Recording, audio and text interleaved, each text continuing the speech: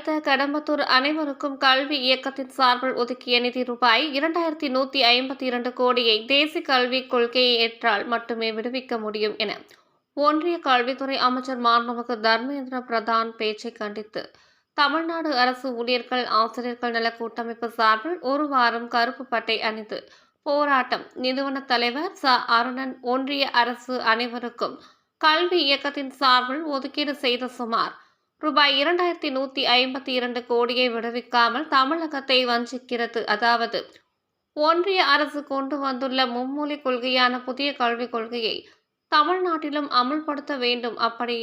அப்படி அனுமதித்தால் மட்டுமே நிதியை விடுவிக்க இயலும் என்று தெரிவித்து ஏற்கனவே நிதியை குஜராத்திற்கும் உத்தரப்பிரதேச மாநிலத்திற்கும் மடைமாற்றம் செய்து ஒரே வஞ்சனை செய்துள்ளது.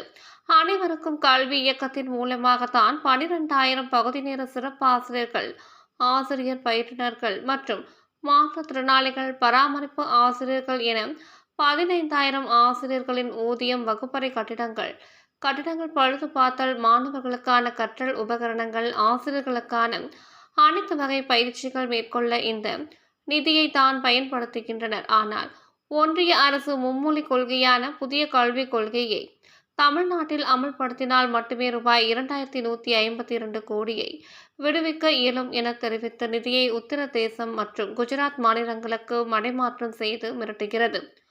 இது எதனால் என்றால், இந்தியையும் சமஸ்கிருத மொழியையும் தமிழ்நாட்டில் கொண்டு வந்து தமிழ்நாடு முதலமைச்சர் மாண்புமிகு மு.க. ஸ்டாலின் அவர்கள் மாணவர்கள் நலனின் தாய் தந்தைக்கு நிகராக காலை உணவு திட்டம் ஏற்படுத்தில் சாதித்து பல துறைகளில் வேலைவாய்ப்பு பெற நான் முதல்வன் திட்டம், புதுமை பெண் திட்டம், கல்லூரி கனவு, தமிழ் புதல்வன் திட்டம் உள்ளிட்ட பல திட்டங்களை கொண்டு வந்து இந்தியாவின் முதன்மை முதலமைச்சர் என்பதை பறைசாற்றுகின்றார்.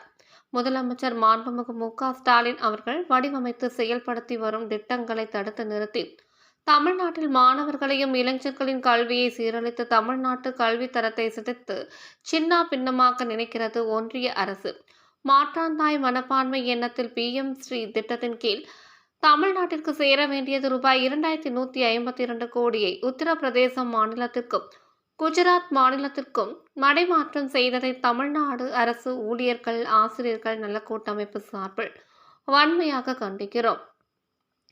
மேலும் ஒன்றிய கல்வி அமைச்சர் மாண்புமிகு தர்மேந்திர பிரதான் அவர்கள் புதிய கல்விக் கொள்கையை என்றால் மட்டுமே நிதியை ஒதுக்க முடியும் என்ற அறிவிப்பு ஒன்றிய அரசின் அடாவடித்தனத்தை பறைசாற்றுகிறது. இதை தமிழ்நாடு அரசு ஊழியர்கள் ஆசிரியர்கள் நல கூட்டமைப்பு வன்மையாக கண்டிக்கிறது. மேலும் மடைமாற்றம் செய்து உத்தரப்பிரதேச மாநிலத்திற்கும் குஜராத் மாநிலத்திற்கும் ஒதுக்கப்பட்ட நிதியை திரும்ப பெற்று அந்த நிதியை உடனே தமிழ்நாட்டிற்கு வழங்க வேண்டும் என்பதை வலியுறுத்தி தமிழ்நாடு ஊழியர்கள் ஆசிரியர்கள் நல கூட்டமைப்பு சார்பில் இன்று முதல்வர் ஒருவர் காலத்திற்கு கருப்பு பட்டை பணிக்கு செல்வார்கள். அப்படியும் செவி கொடுக்காத பட்சத்தில் அனைத்து சங்கங்கள் சார்பில் போராட்டங்களை நடத்துவோம் என்பதை தெரிவித்துக் கொள்கிறேன். ச. அருணன், நிறுவன தலைவர், தமிழ்நாடு அரசு ஊழியர்கள் ஆசிரியர்கள் நல கூட்டமைப்பு, திருவள்ளுவர். செய்தியாளர் M. ராஜேஷ் பாபு. ஒருங்கிணைந்து இந்த போராட்டத்தை வலுவடைய செய்யும் என்று இதன் மூலம் தெரிவித்துக் கொள்கின்றேன்.